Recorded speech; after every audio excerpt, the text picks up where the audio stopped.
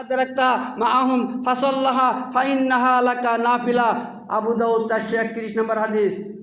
একজন সাহাবীর নাম হলো আবু যর।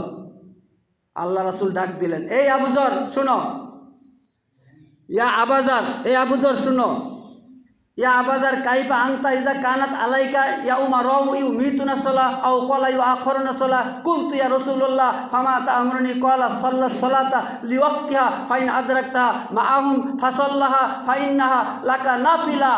হে আবু যর, তোমার শাসকগণ সালাত যদি মেরে ফেলে, বিলম্ব করে আদায় করে, দেরি করে যদি আদায় করে, তখন তুমি কি করবা?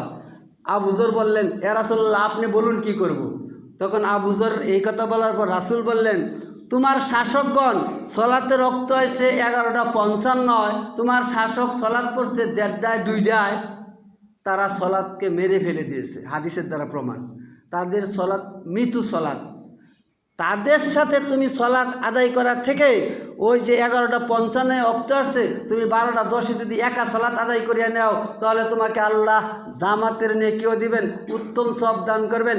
ওই ব্যক্তি যদি ওই মৃত্যু সলাতের সাথে না পড়ে যদি একা একা সলাৎ আদায় করে, জামাতের থেকে সে বেশি নেকি পাবে, সে আল্লাহ ওই ব্যক্তিকে জামাতের নেকি দিয়ে দিবেন। আরেক হাদিসের দ্বারা বলছে, মাং সামিয়া নিদা ফালাম ইয়াতি ফালা সলাতালা, তার সলাৎ নেই। যে ব্যক্তি আজান শুনলো, জামাতে সলাৎ আদায় করলো না, তার সলাৎ নেই।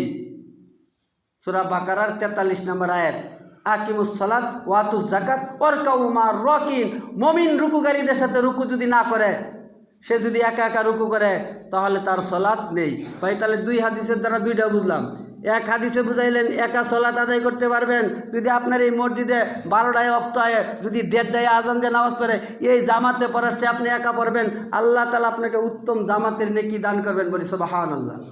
আবার এই হাদিসে কইছে, যদি এই মসজিদে ওয়াক্ত মতো সলাতের আজান হয়, এই আজান শোনার পরে যদি আপনি বাড়িতে সলাত আদায় করেন, ওই সলাত তো বাতিল। আল্লাহ তাআলা আমাদেরকে আপনাদেরকে এই দুইটা হাদিসের উপর আমল করার তৌফিক দান করুক। সকলে বলি আমিন। সুবহানাকাল্লাহুম্মা ওয়া বিহামদিকা আশহাদু